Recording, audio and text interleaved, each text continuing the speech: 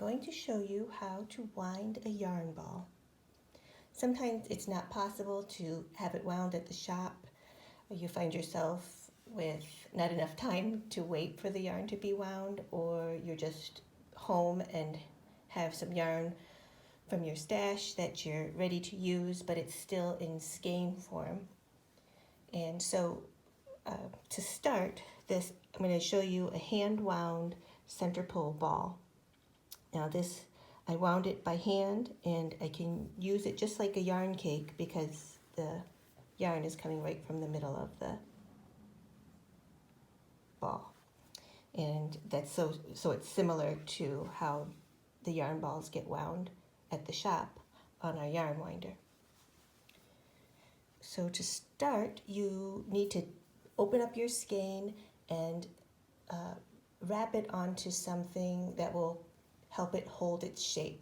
You can use the back of a chair. It doesn't have to be taut, but just so that it keeps the loop shape. And I have this tabletop Swift that we carry at the shop, and it's portable. It breaks down to all long pieces that you can just stow in its box, and it's the size of not even as large as a poster tube. So that's the Chow Swift. It's cherry wood and it's adjustable.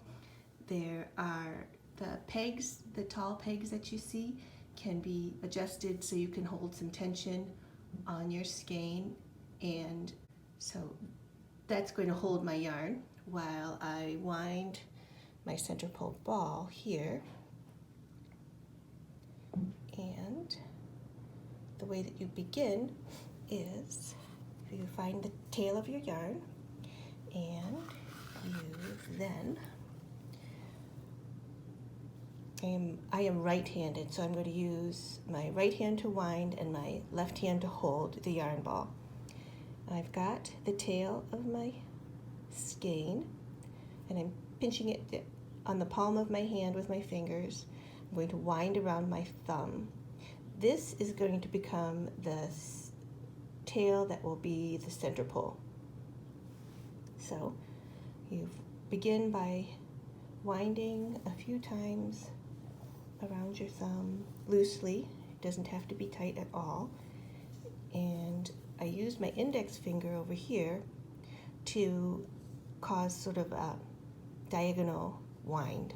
So I wind that several times, and then I just twist it a little bit on my thumb to reverse the diagonal. I'm still holding it down here this time instead of up here to keep the wraps diagonal, because the next ones I want to wind are going to be diagonal or crisscross to the first ones that I wound.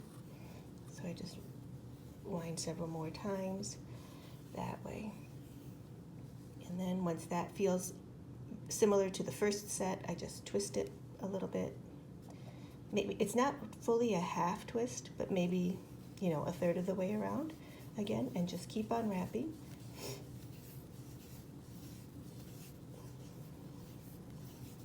And then spin it again. And all the while I'm keeping this tail, close to the palm of my hand. I just check, I think I check every time I spin it to make sure that I've still got it there. Sometimes I'll open up my grip on the tail, but it's a good idea to check every once in a while that your tail's still showing itself on the other side. So you just continue to wind and twist, and if you keep it loose enough, you'll be able to spin this center pole ball on your thumb. Little by little, you just kind of wind out, and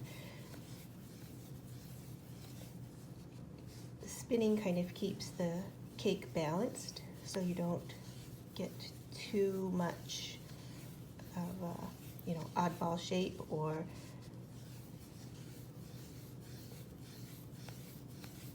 just keep on winding, twist every once in a while. There was my tail on the top. It just kind of moves around, but as long as I know where it is, I don't really mind it.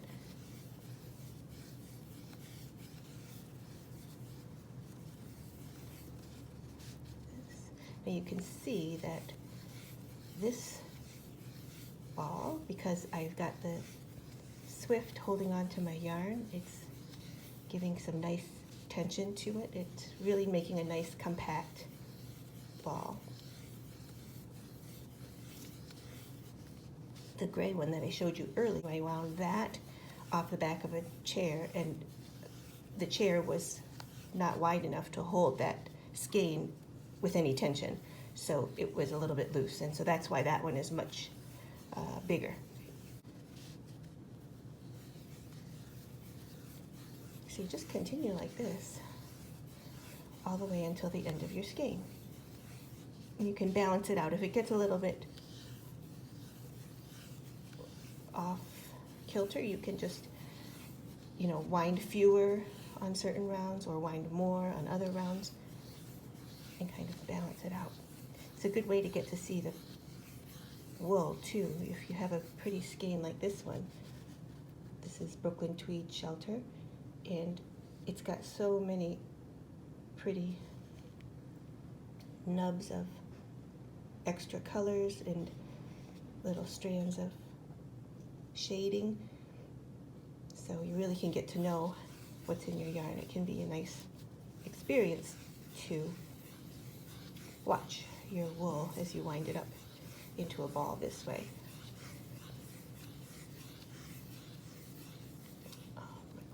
So now I'm going to set this one down, and I can show you, once I get my thumb out, that here's your center pull ball, just like a cake.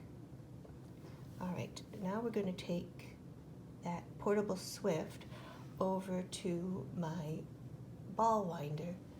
I have one like we have at the store, and I can show you how to use one of those. Next, I'm going to give you a bird's eye view of winding a cake of yarn on a ball winder. And I've got my yarn on the tabletop swift right over here, ready to go. And I'm going to wind a ball on this ball winder, which is what we have at the store.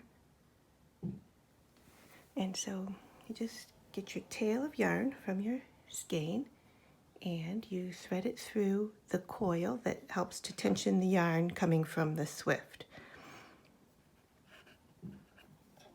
And then you anchor the yarn in these slits that are in the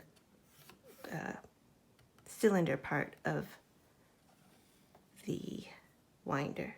And sometimes I double up the width of this so it won't slip out of the slits that are holding it in. Then once you've got this set up on the winder, you've got the yarn going through the coils to help you tension the yarn. You're also going to want to hold onto the yarn that's coming from the swift, just to guide it and to have some control if you need to stop or start because of a tangle or some other interruption. You can have give some guidance to the yarn that's coming from the skein. And then you just begin to wind the ball winder, and you just kind of keep a pretty consistent speed on your winding. That will make the tension of the ball of yarn consistent.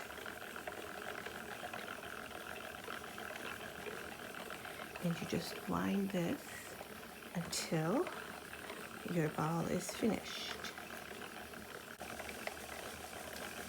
This one I'm going to finish, and then I'll come back and I'll show you how to take it away from the winder.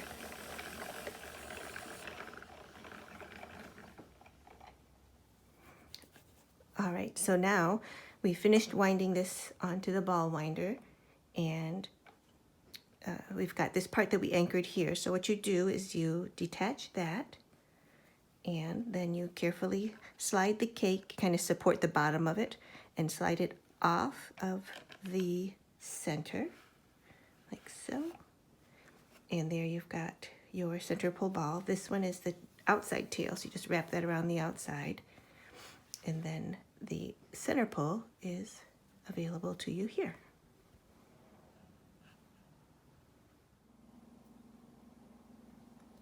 Now I'm going to show you a regular yarn ball, and it might seem kind of intuitive about how to do or how to wind a plain yarn ball, but the beginning can be a little bit simpler if you follow this method. So what you do is you have your yarn on some sort of device to hold the loop shape. You either have a yarn swift like this one, or a back of a chair, or just something to hold the loop in the loop shape for you while you wind this ball. So this one, you don't need to worry too much about the tail. You tuck it in with your fingers. I usually start winding around 3 fingers. So I've got the tail right here, and I'm holding on to it. I'm going to wind around my fingers several times, just simply like this. Then I'll slide those off of my fingers and wind the wool around the center of this. Make a little butterfly is what I call it, like so. And then I fold the butterfly in half, like that, around the center wraps. And then you can see it's more of a symmetric shape now. From most of the angles, it's kind of as wide as it is tall, as it is deep. And so that will help your ball start out in a nice round shape. And then you just simply wind it, and every once in a while you give it a tip. At first you can just kind of spin it, and then after you've realized that it needs a little bit more wool in the complete other direction, you can rotate it and then wind around it this way.